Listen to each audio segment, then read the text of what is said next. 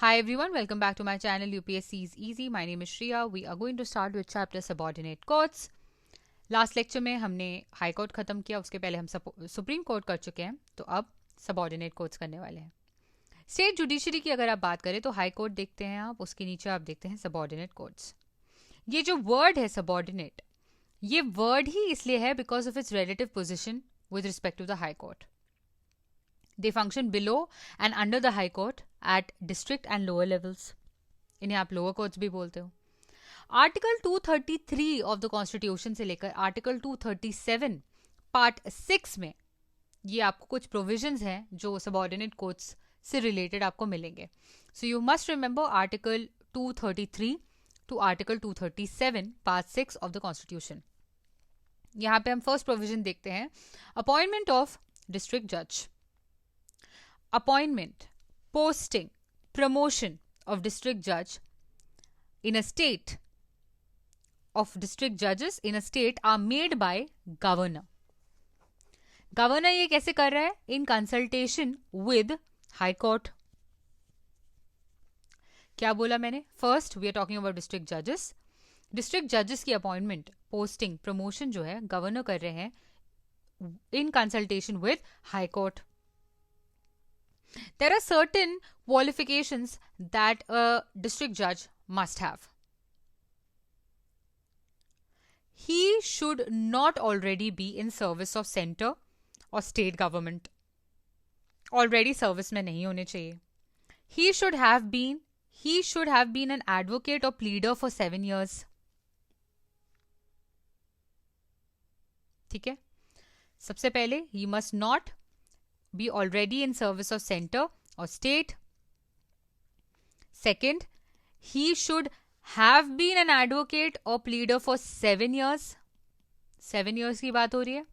And third, he should be recommended by the High Court for appointment. ये 3 conditions fulfill होनी चाहिए. अब हम देखते हैं appointment of other judges. बाकी के judges की appointment देख रहे हैं. Appointment of persons other than district जज.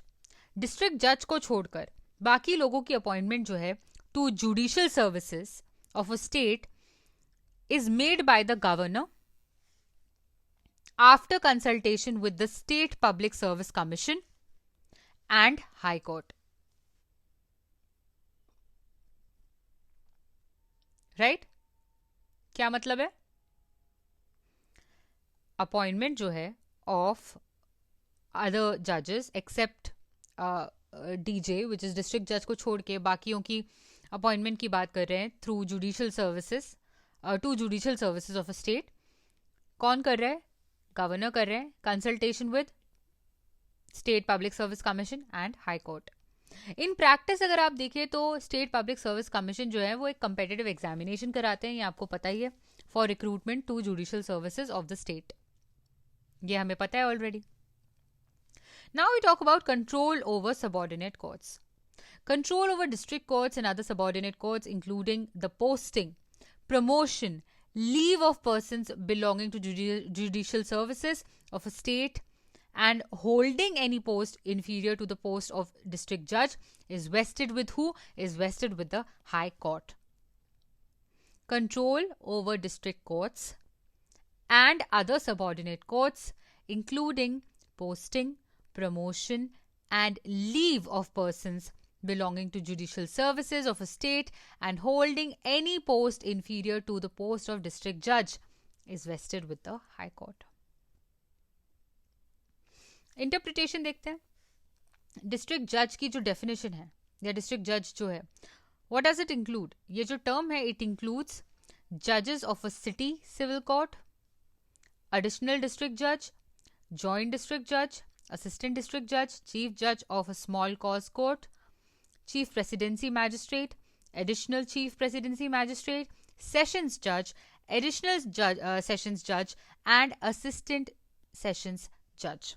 ये सारे के सारे district judge expression में आते हैं. judicial services expression में आप देखेंगे a service consisting exclusively of persons intended to fill the position of district judge and other civil judicial posts inferior to the post of district judges. ये सारे judicial services में आते हैं.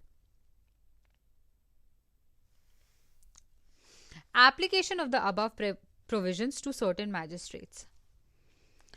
Governor अगर चाहे, he can direct that the above mentioned provisions जो अभी तक हमने पढ़ा है relating to persons in state judicial services would also apply to any class or classes of magistrates in a state. Okay, this much is clear. Now we come to the structure and jurisdiction. Organization, structure, jurisdiction and nomenclature of subordinate judiciary जो है ये lay down करती है state. क्या बोला मैंने? Organization, organizational structure, jurisdiction and nomenclature. किसकी? किसी भी सबऑर्डिनेट जुडिशरी की कौन ले डाउन कर रहा है? स्टेट. हेंस आप देखेंगे कि स्लाइटली इनमें डिफरेंस है फ्रॉम स्टेट टू स्टेट. एक स्टेट से दूसरे स्टेट जाएंगे तो यहाँ पे आपको डिफरेंस नजर आएगा क्योंकि हर स्टेट इसे डिटर्मिन कर रही है.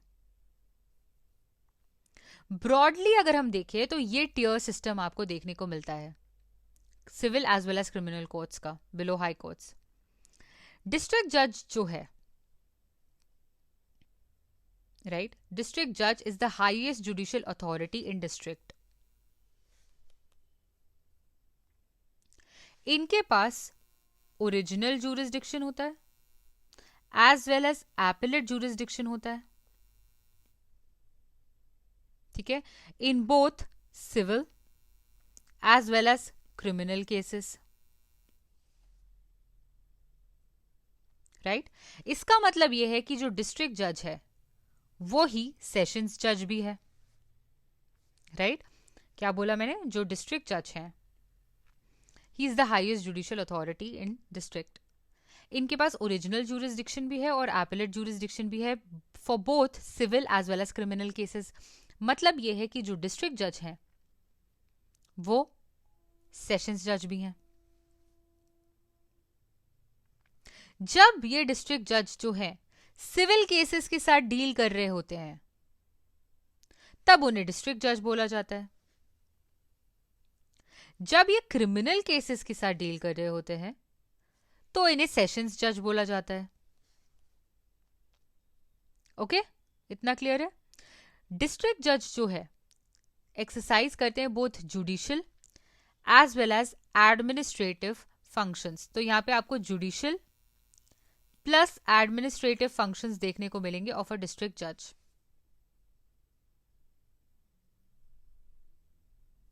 Right? Administrative powers as well as judicial powers. इनके पास सुपरवाइजरी पावर्स भी है.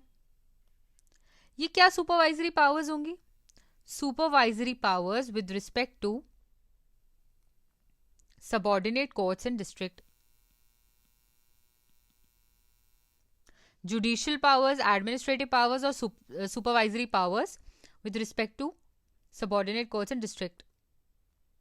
इनके जो जजमेंट है उसकी जो अपील है, right, appeals against his judgment lie where to the high court.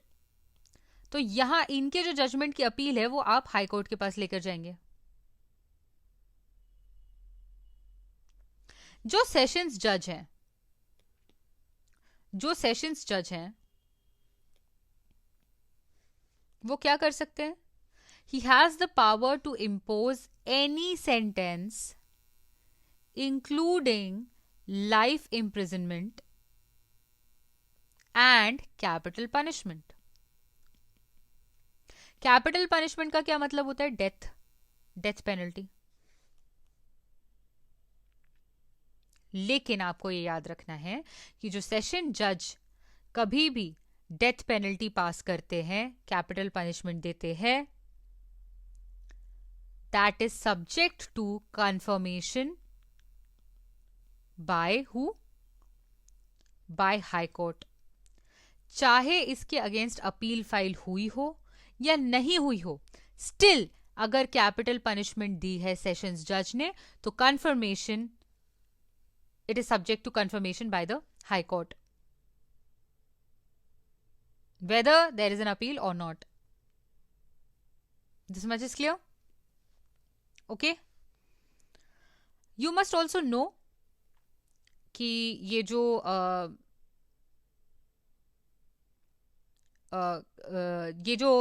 District जज हैं या फिर आप सेशंस कोर्ट देख रहे हैं, उनके नीचे की जब हम बात कर रहे हैं तो कोर्ट ऑफ सबॉर्डिनेट जज होते हैं सिविल साइड में, and court of chief judicial magistrate होते हैं क्रिमिनल साइड में. तो आप देखिए, डिस्ट्रिक्ट जज उन्हें बोला जाता है जब सिविल केसेस के साथ डील कर रहे होते हैं, सेशंस जज जब वो क्रिमिनल केसेस के साथ डील कर रहे होते हैं. क्रिमिनल साइड में आपको देखने को मिलेंगे chief judicial magistrate, and civil side में आपको देखने को मिलेंगे सबॉर्डिनेट जजेस कोर्ट.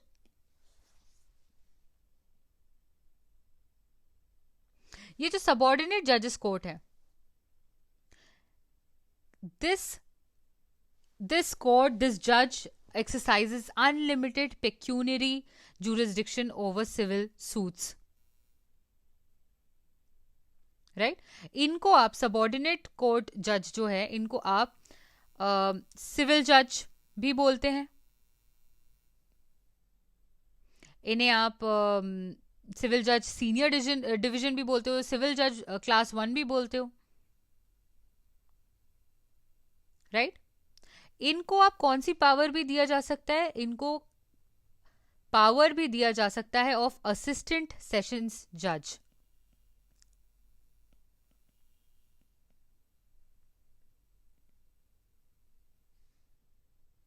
जब इन्हें असिस्टेंट सेशन जज की पावर दी जाती है, at that time he has power of both civil as well as criminal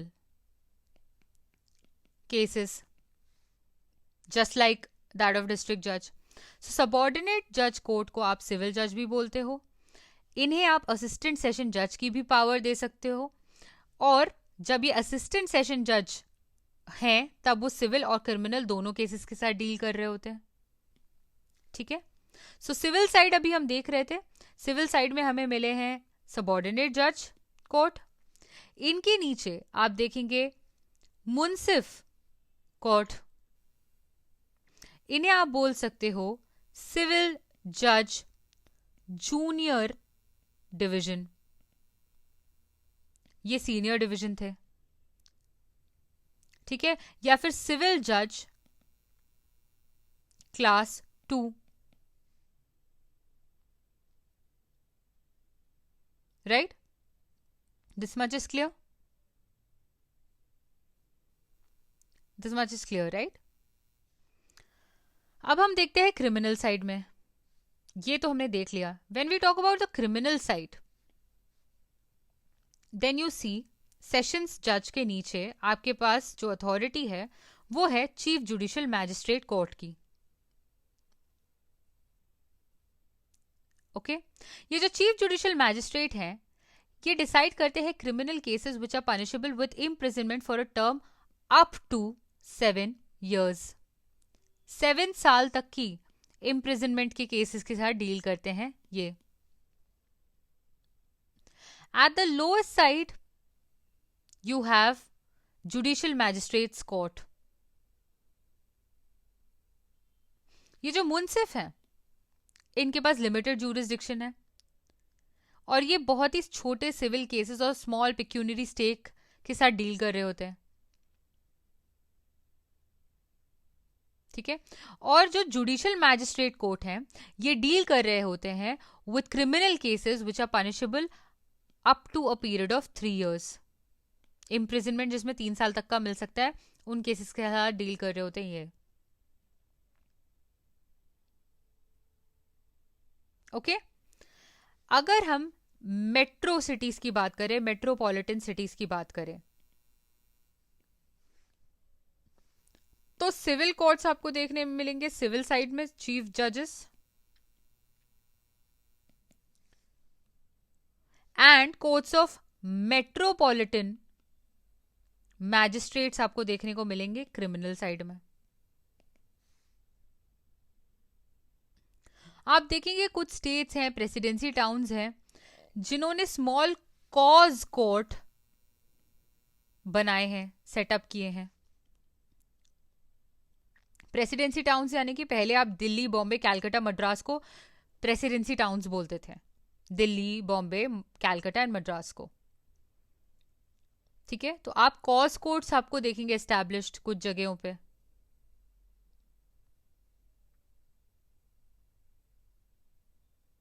okay, ये जो कोर्ट्स हैं ये डील करते हैं with civil cases of small value in a summary manner, और जो इनके डिसीजंस होते थे वो फाइनल होते थे। ठीक है, ये कॉज कोर्ट्स के जो डिसीजन है ये फाइनल होते थे, लेकिन ऑब्वियसली ये जो डिसीजन है इनको रिवाइज कौन कर सकता था? High court could revise them.